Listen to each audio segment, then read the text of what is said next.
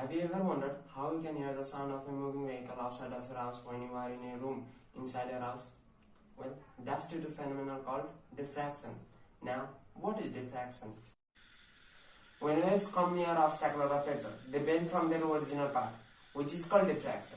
And all types of waves, such as sound wave, radio wave, X-ray, light wave, show this behavior. And for diffraction to be noticeable, the wavelength of the wave should be comparable to the size or dimension of the obstacle or aperture. But why?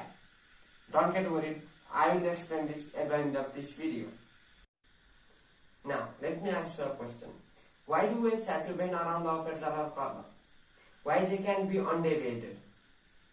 And here comes Huygens principle to clarify this confusion. According to Huygens principle, every point on the wavefront can act as a source of secondary wavelets. But what is wavefront? Now let me give an analogy. In a mass pass of army, let us consider columns as waves and rows as wavefronts traveling in forward direction. Now focus on each army of any row. They all are stepping on at the same time.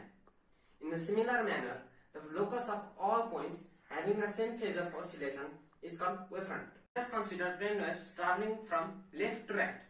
Every point on the wavefront produces secondary waves which interfere with each other, producing a new plane wavefront.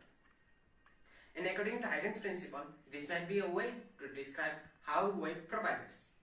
But when waves are passing through the slit, the material on either side of the slit absorbs most of the wave. So, only bits of the wave pass through the slit. Now, if we imagine spherical waves produced from every point on the wavefront pass through the slit, the spherical waves interfere with each other, producing a new plane wavefront, in which shows wave is propagating in the same direction.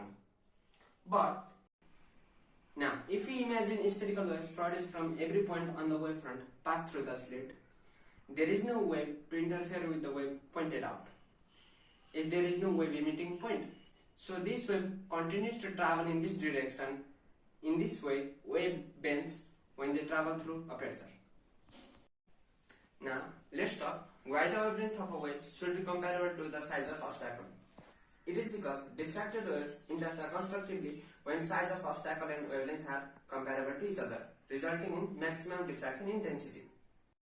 But for other sizes of obstacles, diffracted waves interfere destructively, resulting in negligible diffraction intensity.